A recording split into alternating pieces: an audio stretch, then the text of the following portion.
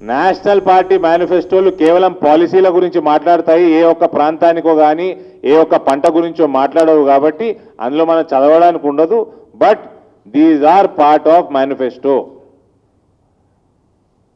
రాజ్నాథ్ సింగ్ గారు నిజామాబాద్లో జరిగిన బహిరంగ సభలో పసుపు బోర్డు కూడా పెడతామని హామీ కూడా ఇవ్వడం జరిగింది. సో ఇవన్నీ జీర్ణించుకోలేక కవిత గారు she is a failure as a parliamentarian. అక్కడ రైతుల సమస్యలని ఏమాత్రం పట్టించుకోలేదు. పసుపు రైతుల సమస్యలే కాకుండా ఎర్రజొన్నలే కాకుండా చక్కెర కర్మాగారాల్ని 100 రోజుల్లో తెరిపిస్తానన్నారు. ఇవాళ చెరుకుకి వచ్చిన ధర, చెరుకు రైతు పండించే సంపాదించే అమౌంట్ ఏ రైతు కూడా సంపాదిస్తలేడు. అంత ఎక్కువ డబ్బు చెరుకు పంటకు వస్తున్నది. మోస్ట్ వయబుల్ క్రాప్ అయింది. అటువంటి టైంలో చక్కెరకి కూడా రేటు పెంచిన టైంలో మోదీ ప్రభుత్వం, ఎగుమతి చేసిన వాళ్ళకి బోనస్లు ఇస్తున్న మోదీ గారి ప్రభుత్వం, ఇంత బ్రహ్మాండంగా షుగర్ కేన్ కోసము మోదీ గారి ప్రభుత్వం ఆలోచన చేసి ఇవన్నీ చేస్తూ ఉంటే చెరుకు ఫ్యాక్టరీలు తెరవకపోవడం ఆమె ఫెయిల్యూరు. రైతుల సమస్యలు, నియోజకవర్గ సమస్యలకి ఆమెకి శ్రద్ధ సున్నా చూపించింది. ఆమె స్పెండ్ చేసిన టైం లేదు. ఏమనంటే నిజాం షుగర్ ఫ్యాక్టరీలు తెరవడానికి రైతులు కనుక యాజమాన్యంలోకి భాగంగా ఉంటే తెరుస్తాము అని అంటారు.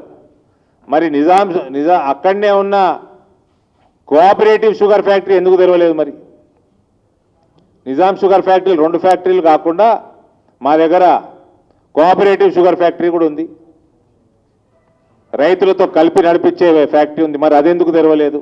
కాబట్టి ఆవిడ మీద అక్కడ ప్రజలకి, రైతులకి, అందరికీ కూడా విశ్వాసం పోయింది. ఆవిడ ఎన్నికల్లో ఓడిపోబోతా ఉంది. భారతీయ జనతా పార్టీ మేనిఫెస్టోలో పెట్టి అతి పెద్ద నాయకులైన రాజ్నాథ్ సింగ్ గారు కానీ, రామ్ మాధవ్ గారు కానీ అక్కడికి వచ్చి పసుపు బోర్డు, పసుపుకి ధర కమిట్ చేయడం జీర్ణించుకోలేక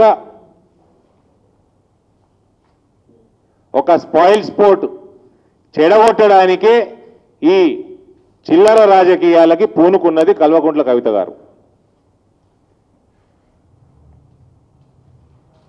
వీళ్ళు ఎవ్వరు కూడా టీఆర్ఎస్కి సంబంధం లేకుండా సగం మంది రైతులే గారు పసుపే వండియరు.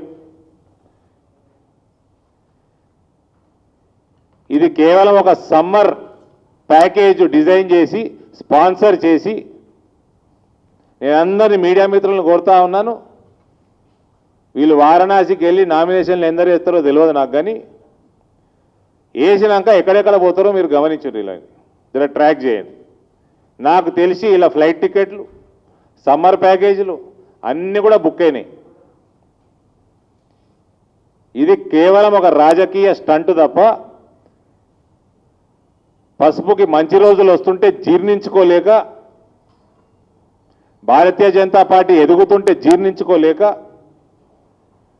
ఆవిడ తప్పిదాలని, ఫెయిల్యూర్స్ని కప్పిపుచ్చుకోవడానికి చేసే చిల్లర రాజకీయాలు తప్ప మరి ఏం కావు.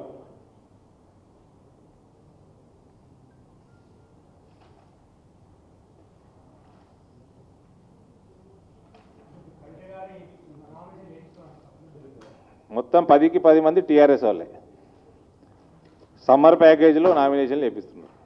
ఆమె ప్రయత్నం. I have just explained what posts they are holding in TRS. Yeah, but they are the farmers, right? Half of them are not turmeric farmers. Couple of them are not even farmers. There is one person from Dichpalli. Dichpalli doesn't, there is no turmeric in Dichpalli. As I told you,